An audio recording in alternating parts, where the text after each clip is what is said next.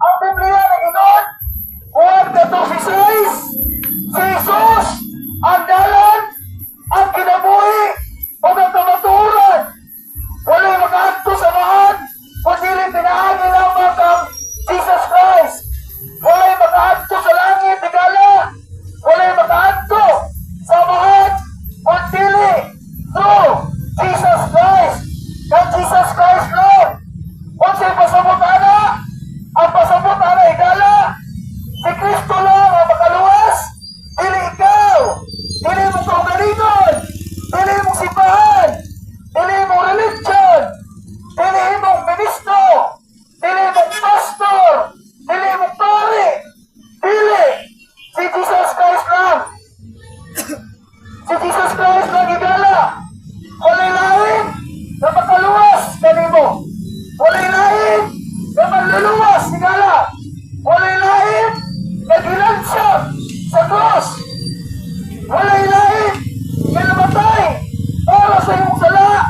Si Jesus Christ lang. Si Jesus Christ. Si Jesu Cristo lang. Siya lang ang namatay.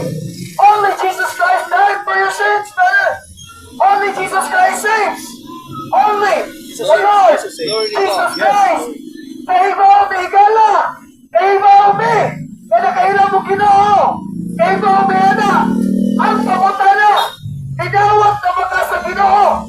Kahibaw mi higala. Kada kailan mi Ginoo. Kahibaw mi. Kada kailan mo Ginoo. Kahibaw kaayo mi. Na nagsinto mo Ginoo. Ang pangutana. Idawat na ba nimo si Jesus Christ sa imong kinabuhi? Ang pangutana, pagdawat nimo sa Ginoo, nausap ba imong kinabuhi? Naamay kausaban, kay maumi, nakaila ka Ginoo. Ang pangutana, nausap ka na ba? Nausap ka na ba, higala?